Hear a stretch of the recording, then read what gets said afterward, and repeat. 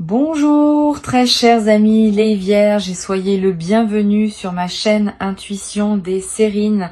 Voici votre tirage de guidance pour les énergies du mois de mai et j'espère que vous êtes bien. Allez, c'est parti.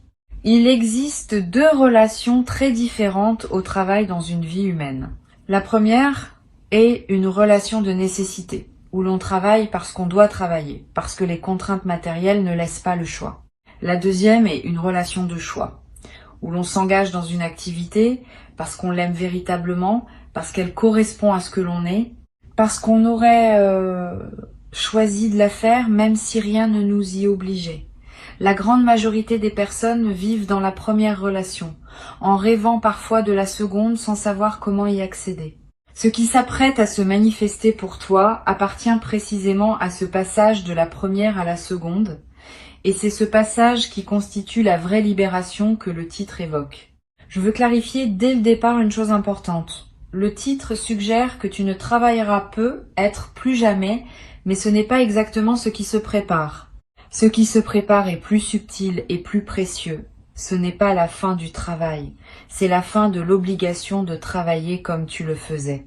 C'est la possibilité, pour la première fois être de te poser cette question simple mais transformatrice. Si je n'avais plus à travailler par nécessité, qu'est-ce que je voudrais faire vraiment de mes journées? Cette question, qui paraît modeste, est en réalité l'une des plus puissantes qu'on puisse se poser, parce qu'elle révèle qui on est au-delà des contraintes qui nous ont façonnés. Avant d'entrer dans le détail de ce qui se prépare, je veux poser une distinction qui va éclairer toute la suite. Le travail comme nécessité épuise. Le travail comme choix nourrit. C'est pas la quantité d'efforts qui fait la différence. On peut travailler beaucoup tout en se sentant libre parce qu'on aime ce qu'on fait. On peut travailler peu tout en se sentant épuisé parce que le peu qu'on fait n'a pas de sens pour soi. La transformation qui s'apprête à se vivre pour toi concerne moins la quantité d'activité que sa qualité. Tu vas continuer à être actif, mais d'une manière complètement différente. Ou tu vas réduire significativement ton activité parce que tu n'auras plus besoin de la maintenir au même niveau pour des raisons matérielles. Quel que soit le scénario précis qui se déploie, la transformation est la même. Ta relation au travail va changer en profondeur. Je voudrais te parler du mécanisme par lequel cette transformation va se produire. Il y a plusieurs voies possibles et la voie qui s'applique à toi va se révéler progressivement. Cela peut être un changement matériel concret qui modifie tes besoins financiers. Cela peut être une opportunité qui te permet de basculer vers une activité qui te correspond vraiment. Cela peut être une compréhension intérieure qui te fait réaliser que ce que tu pensais être nécessaire ne l'était pas vraiment et qui libère ton choix. Cela peut être une combinaison de plusieurs de ces voies. Reste donc ouvert à toutes les formes possibles. Ce qui est certain, c'est que la transformation va se produire. La forme exacte qu'elle prendra se révélera dans les semaines à venir. Ici, sur Intuition des Sirènes, je veux te transmettre une compréhension qui peut t'aider à reconnaître ce qui se prépare. Les transformations de la relation au travail s'annoncent souvent par une sensation particulière qui apparaît dans les semaines qui précèdent. Cette sensation, c'est une fatigue nouvelle de ce que tu faisais avant, mêlée à un appel inexpliqué vers autre chose. Pas une fatigue ordinaire qui passerait avec un peu de repos. Une fatigue plus profonde qui dit que ton système global a fini avec une certaine manière de fonctionner. Si tu ressens cela ces derniers temps, ne t'inquiète pas. Ce n'est pas un symptôme à traiter. C'est un signal qui dit que le moment du changement approche. Tu vas également ressentir, en parallèle de cette fatigue, des élans inexpliqués vers des activités que tu ne pratiquais pas auparavant. Une envie d'écrire qui surgit, une attraction pour un domaine que tu connaissais à peine, une curiosité pour des compétences que tu n'avais pas l'habitude de cultiver. Ces élans ne sont pas des caprices. Ils sont les premiers signaux d'une réorientation qui se prépare en profondeur. Suis-les sans les forcer. Ils te conduisent vers ce qui te correspondra dans la nouvelle phase qui s'ouvre. Je veux te parler de la qualité spécifique de la liberté qui s'apprête à se manifester. Cette liberté n'est pas l'absence d'engagement. Elle est au contraire la possibilité d'un engagement plus profond, parce que choisi. Beaucoup de personnes confondent la liberté avec la possibilité de ne rien faire. Ce n'est pas cela. La vraie liberté, c'est de pouvoir s'engager pleinement dans ce qu'on a vraiment choisi, sans plus avoir à s'engager dans ce qu'on n'a pas choisi. Cette nuance est essentielle. La transformation qui s'approche ne va pas te livrer à une vacance permanente. Elle va te permettre d'investir ton énergie dans ce qui correspond réellement à qui tu es et qui produira des résultats infiniment plus riches que les résultats produits sous contrainte. Tu vas ressentir, dans la phase de transition, une certaine désorientation. Pendant des années, ta vie était structurée par les obligations du travail. Tes journées étaient organisées autour de lui. Ton identité était partiellement définie par lui.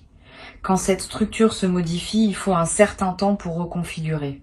Cette désorientation passagère est normale. Ne la prends pas pour un signe que quelque chose ne va pas. Elle est simplement l'expression du fait que ton système intérieur recompose une nouvelle architecture autour de ta nouvelle situation. Donne-toi quelques semaines pour cette recomposition. Et accepte que pendant cette période, tu ne saches peut-être pas exactement ce que tu veux faire. La clarté viendra, mais elle a besoin d'un peu de temps pour s'installer. Sur Intuition des Sirènes, je tiens à préciser que la liberté financière qui peut accompagner cette transformation, si elle se manifeste, ne va pas résoudre toutes les questions existentielles. C'est une nuance importante. La sécurité matérielle libère du temps et de l'énergie pour aborder les questions plus profondes, mais ne les résout pas par elle-même. Les questions sur le sens de ta vie, sur ce que tu veux laisser derrière toi, sur ce qui te tient vraiment à cœur, vont continuer à se poser. Et c'est précisément la liberté nouvellement acquise qui te donnera l'espace pour les habiter pleinement. Sois prêt à ce travail intérieur qui va devenir plus accessible. Il est l'une des dimensions les plus précieuses de la nouvelle phase qui s'ouvre. Je voudrais te parler maintenant de quelque chose de subtil.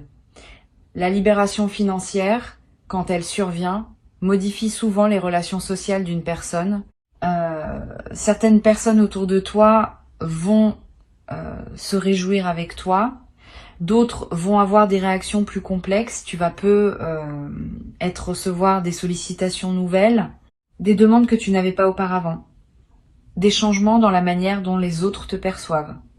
Cette transformation du paysage social mérite d'être anticipée pour pouvoir y répondre avec discernement. Tu n'es pas obligé de répondre à toutes les sollicitations. Tu n'es pas obligé de justifier tes choix. La liberté nouvelle inclut aussi celle de poser des limites claires sur la manière dont tu souhaites être traité. Tu vas avoir dans la nouvelle phase l'envie d'aider certaines personnes autour de toi avec ce dont tu disposes désormais. Cette envie est saine si elle vient d'un débordement naturel de générosité. Elle est moins saine si elle vient d'une obligation morale ou d'une culpabilité face à ta nouvelle situation. Distingue ces deux origines. Aider depuis le débordement enrichit toutes les parties impliquées. Aider depuis la culpabilité épuise ton énergie sans vraiment servir l'autre. Permets-toi de garder, au moins dans les premiers temps, l'essentiel de ta nouvelle abondance pour toi-même. Tu pourras, plus tard, dans la sérénité, choisir consciemment ce que tu veux partager et avec qui. Cette progression naturelle vaut mieux qu'une distribution impulsive faite dans l'enthousiasme initial. Je veux te parler d'une dimension importante. La transformation qui s'apprête à se vivre va te confronter à une question que beaucoup de personnes évitent toute leur vie. Qui suis-je vraiment indépendamment de ce que je fais? Quand on est très occupé par un travail prenant, on peut se définir par ce travail. Quand le travail change ou s'allège, cette définition s'effrite et on doit retrouver une autre manière de se reconnaître. Cette quête de soi est l'une des aventures les plus précieuses qu'une vie humaine puisse offrir. Tu vas y être invité par la nouvelle phase qui s'ouvre. Permets-toi cette quête. Elle peut prendre du temps. Elle peut comporter des moments d'incertitude. Mais elle débouche, quand on la mène avec sincérité, sur une connaissance de soi profondément libératrice. Tu vas également découvrir, à travers cette transition, des passions que tu avais oubliées. Pendant les phases où le travail occupait l'essentiel de ton énergie, certaines parties de toi se sont mises en sommeil, des envies de créer, des goûts pour certaines activités, des sensibilités à certains sujets. Toutes ces dimensions endormies vont commencer à se réveiller maintenant que l'espace existe pour elles. Tu vas peu être te surprendre à te passionner pour quelque chose que tu avais aimé dans ta jeunesse mais que tu avais abandonné. Cette redécouverte est l'un des cadeaux les plus joyeux des transformations, comme celle qui s'approche. Sur Intuition des sirènes, j'aime souligner que la liberté qui s'ouvre n'est pas seulement un cadeau pour toi, elle peut aussi devenir un cadeau pour les autres.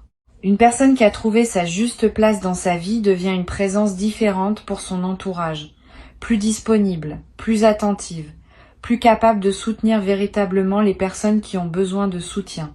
Tu vas peu être découvrir dans cette nouvelle phase que tu peux jouer un rôle pour des proches que tu ne pouvais pas pleinement jouer auparavant parce que ton temps et ton énergie étaient absorbés par d'autres choses.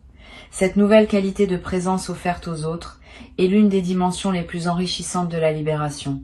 Tu vas peu être également remarqué à mesure que la transformation se déploie, que ton corps répond positivement. Le travail prenant laisse souvent des traces dans le corps. Tension chronique, sommeil dégradé, énergie irrégulière. Quand ces pressions diminuent, le corps peut se réparer. Tu vas peu ressentir une vitalité nouvelle, un sommeil de meilleure qualité, une digestion plus régulière.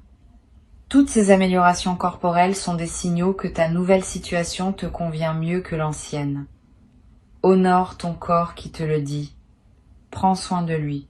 Donne-lui les conditions dont il a besoin pour profiter pleinement de la transformation. Je voudrais te parler du rôle particulier que peut jouer la nature dans cette nouvelle phase. Tu vas ressentir une attraction nouvelle pour les espaces naturels, le besoin de marcher dans une forêt, de passer du temps près d'un cours d'eau, de respirer l'air d'un endroit dégagé. Cette attraction n'est pas anecdotique. Elle reflète un besoin profond de se reconnecter à un rythme plus organique que celui imposé par les structures du travail. La nature offre un cadre dans lequel les questions existentielles peuvent se déposer naturellement, sans être forcées. Donne-toi ces moments dans la nature autant que possible. Ils vont accompagner et accélérer ton intégration de la nouvelle phase. Tu vas peu être également développé dans cette nouvelle disponibilité une qualité de relation autant que tu n'avais pas connue depuis longtemps. Le temps des journées contraintes par le travail a une qualité particulière, souvent comprimée. Le temps des journées libérées a une autre qualité, plus dilatée, plus ample. Tu vas peu redécouvrir le plaisir de ne pas avoir à se presser, de pouvoir prendre 1 heure pour faire quelque chose qui aurait pris 15 minutes auparavant, de savourer un repas sans regarder l'horloge, de parler avec quelqu'un sans calculer le temps disponible. Cette dilatation du temps vécu est l'un des cadeaux les plus discrets mais les plus précieux de la nouvelle situation. Une chose importante que je veux te transmettre, la transformation qui s'apprête à se vivre ne va pas faire disparaître toutes les questions de la vie. Tu auras toujours des décisions à prendre, des choix à faire, des relations à entretenir, des projets à mener. Mais tu vas pouvoir aborder tout cela depuis une base différente. Une base de sécurité plutôt que d'urgence. Une base de choix plutôt que de contrainte. Une base d'abondance plutôt que de manque. Cette différence de base change tout dans la qualité avec laquelle on aborde les défis ordinaires de la vie. Les mêmes situations, traitées depuis cette nouvelle base, deviennent infiniment plus simples à naviguer. Je veux te parler de la sagesse particulière qui peut se développer dans la nouvelle phase. Quand on n'est plus pris dans la course, on a le temps d'observer ce qui se passe en soi, d'observer ce qui se passe autour de soi, d'observer les dynamiques humaines avec un recul qui n'était pas accessible quand on était soi-même immergé dans une routine prenante. Cette qualité d'observation produit dans la durée une sagesse pratique précieuse. Tu vas développer cette sagesse à travers ce que tu vis et elle deviendra une ressource que tu pourras mettre au service de toi-même et des autres. Beaucoup de personnes que tu côtoies vont commencer à venir te voir pour parler de leurs propres questions, parce qu'elles vont sentir cette qualité de présence et de discernement que tu auras développée. Sur cette chaîne, j'observe que les personnes qui vivent une libération de cette qualité développent souvent un nouveau rapport à ce qu'elles consomment. Pas seulement matériellement, aussi médiatiquement, socialement, intellectuellement. Tu vas peu être commencé à devenir plus sélectif dans ce que tu lis, ce que tu regardes, les conversations dans lesquelles tu t'engages. Cette sélectivité accrue n'est pas du repli.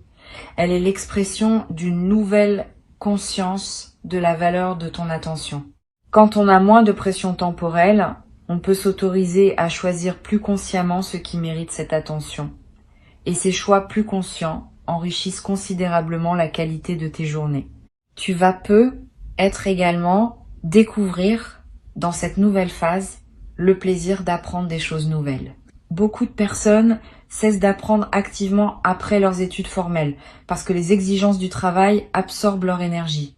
Quand cette absorption diminue, l'envie d'apprendre peut renaître. Tu vas peu te surprendre à étudier un domaine qui te fascine, à apprendre une langue qui t'attire, à explorer un art que tu admirais sans oser le pratiquer.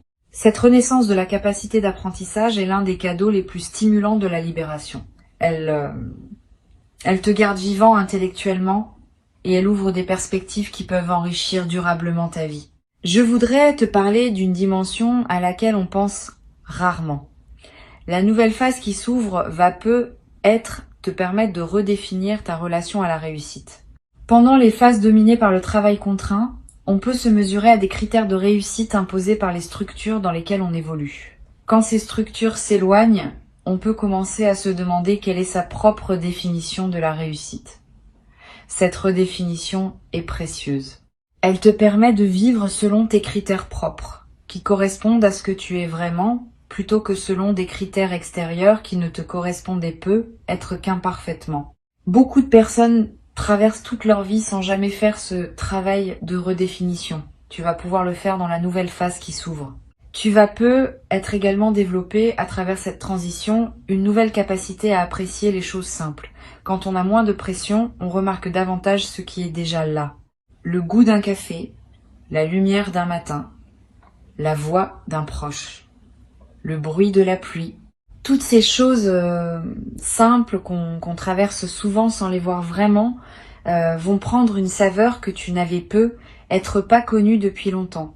Cette capacité d'apprécier le simple est l'un des marqueurs les plus fiables d'une vie réussie au sens profond.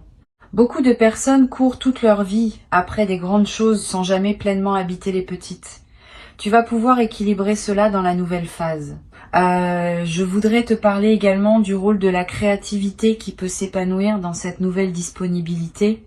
Tu être en toi des capacités créatives que tu n'as pas pleinement développées par manque de temps. La nouvelle phase peut te permettre de leur donner enfin l'espace dont elles ont besoin. Tu vas te lancer dans l'écriture, dans la peinture, dans la musique, dans le bricolage, dans le jardinage, dans la cuisine élaborée, dans des projets que tu remettais à plus tard depuis longtemps. Cette créativité épanouie va te nourrir d'une manière inattendue.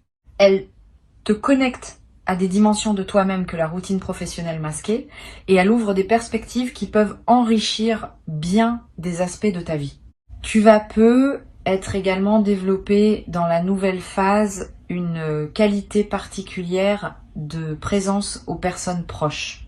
Quand on n'est plus accaparé par les exigences professionnelles, on peut être présent autrement à ses proches, plus pleinement, plus patiemment, avec plus de disponibilité réelle.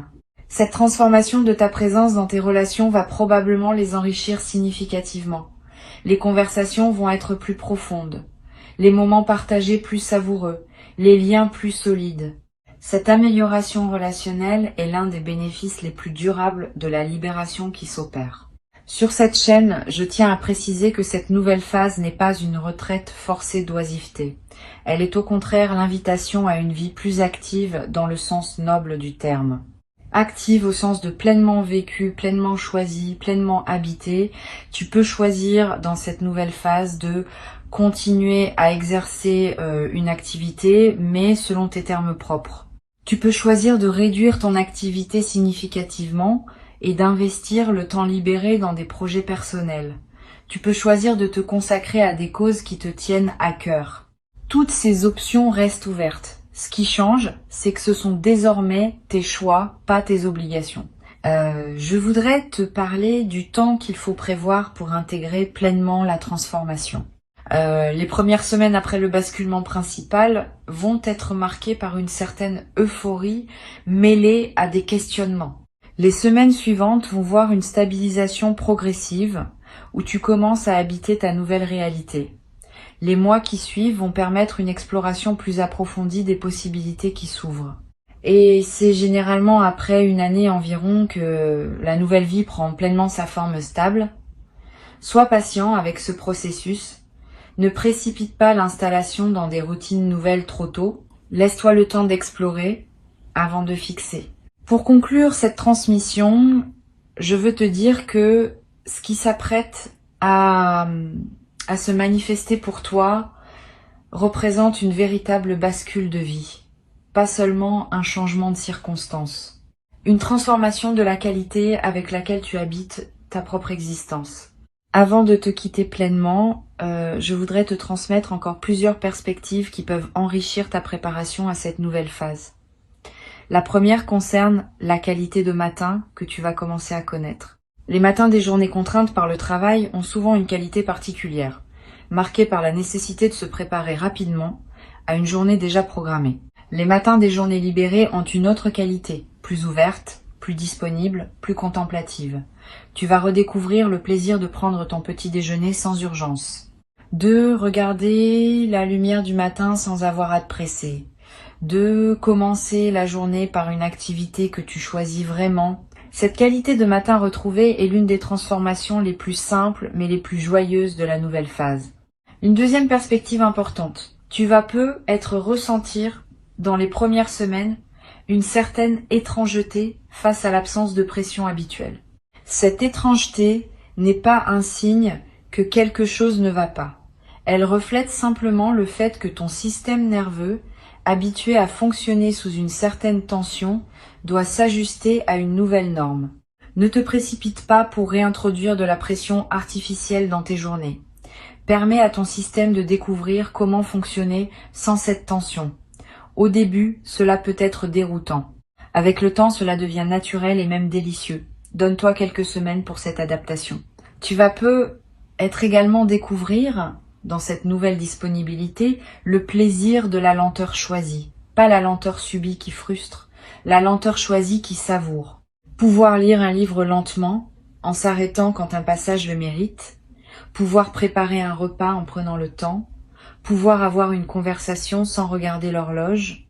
Toutes ces lenteurs choisies vont enrichir tes journées d'une manière que la rapidité contrainte ne pouvait pas permettre. Cette redécouverte du plaisir de la lenteur est l'un des cadeaux les plus subtils mais les plus profonds de la libération qui s'opère.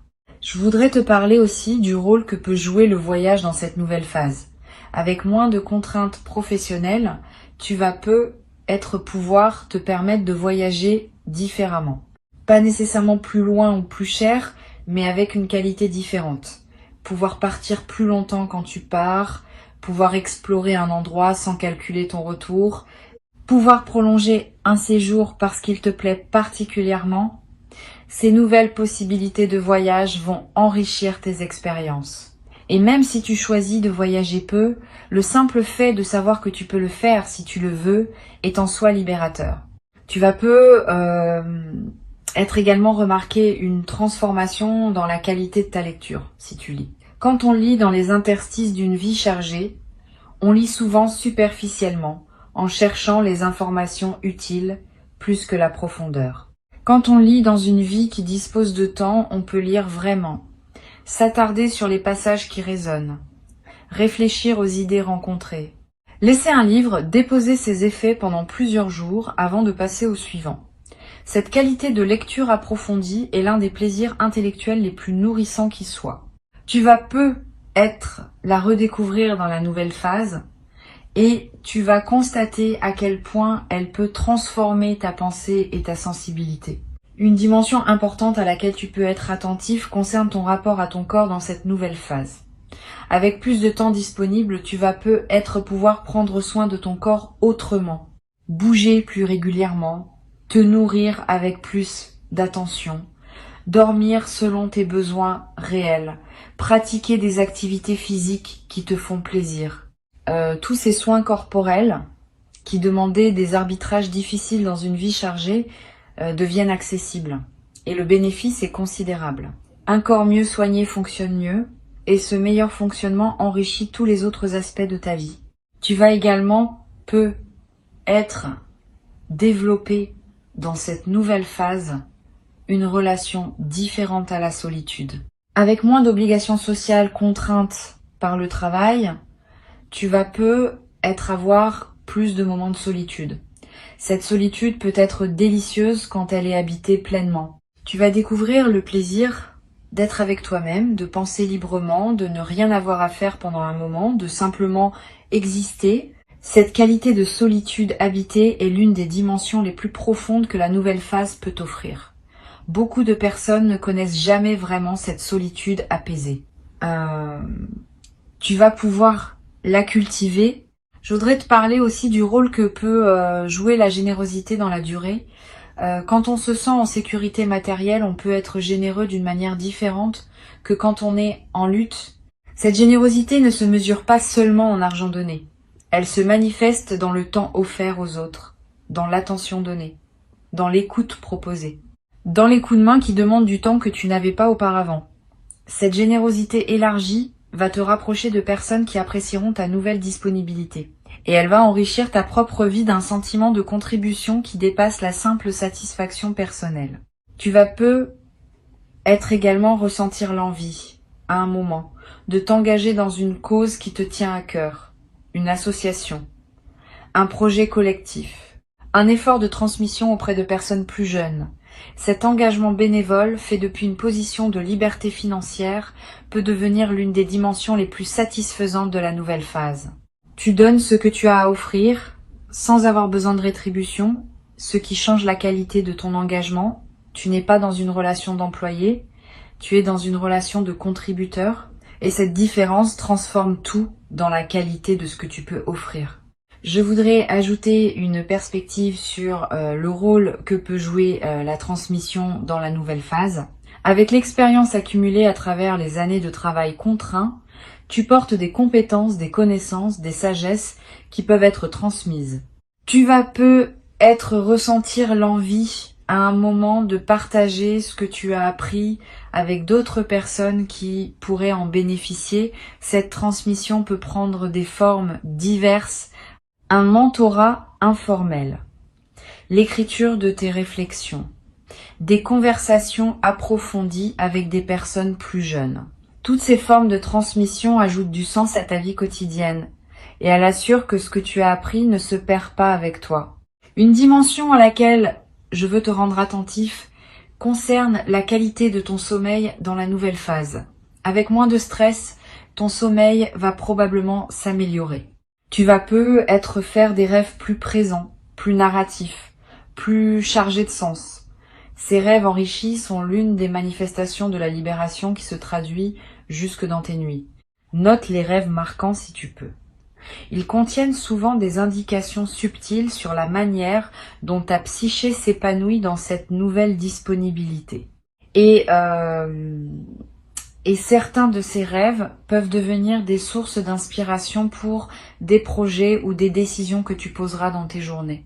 Tu vas être également développé dans cette nouvelle phase un nouveau rapport à ce qu'on appelle l'ennui. Beaucoup de personnes craignent l'ennui qui pourrait surgir quand les obligations diminuent. Cette crainte est compréhensible mais souvent infondée. L'ennui apprivoisé, qui consiste simplement à être avec soi-même sans agitation, peut devenir l'une des expériences les plus créatives qui soient. C'est dans ces moments d'apparente vacuité que les idées les plus intéressantes émergent souvent. C'est dans ces moments de tranquillité non remplie que les intuitions les plus précieuses arrivent. Apprends à apprivoiser ces moments. Ne te précipite pas pour les remplir d'activités. Habite-les, et tu vas découvrir qu'ils contiennent une fertilité que la vie surchargée ne pouvait pas révéler. Une autre perspective importante. Tu vas avoir dans la nouvelle phase l'envie d'organiser ton espace de vie différemment, de le rendre plus à l'image de qui tu deviens, de réorganiser certaines pièces, de te débarrasser de choses qui correspondaient à ta vie d'avant, d'introduire des éléments nouveaux qui te ressemblent davantage. Suis cette envie de réorganisation. Ton environnement physique reflète et influence ton environnement intérieur. Quand l'intérieur change, l'extérieur veut s'ajuster. Et quand l'extérieur s'ajuste, il renforce à son tour le changement intérieur. Cette boucle créative entre ton espace de vie et ta nouvelle disposition peut devenir une source de joie continue dans les semaines et les mois qui viennent. Tu vas être également développé dans cette nouvelle phase une qualité d'humour plus légère. Quand on n'est plus pris dans la course quotidienne, on peut sourire de choses qu'on n'avait pas le temps de remarquer auparavant. Cette qualité d'humour léger, sans cynisme, est l'une des manifestations les plus douces des libérations véritables. Elle te rend plus agréable à côtoyer pour les autres et plus joyeux pour toi-même dans tes propres journées. Tu vas te surprendre à rire plus souvent, sans raison particulière, simplement parce que la vie te paraîtra parfois savoureusement étonnante dans ces détails que tu prends désormais le temps de remarquer. Cette transformation est précieuse et mérite d'être pleinement honorée. Tu as travaillé, à ta manière, pour en arriver là. Les efforts que tu as fournis, les choix que tu as posés, les patiences que tu as cultivées, les difficultés que tu as traversées, ont tous contribué à rendre possible ce qui s'apprête à se vivre. Reçois donc avec dignité et joie ce qui se présente. Tu en es le destinataire légitime. Et cette nouvelle phase qui s'ouvre te permettra non seulement de profiter pleinement de ce que tu as construit, mais aussi de continuer à grandir vers une version encore plus juste de toi-même.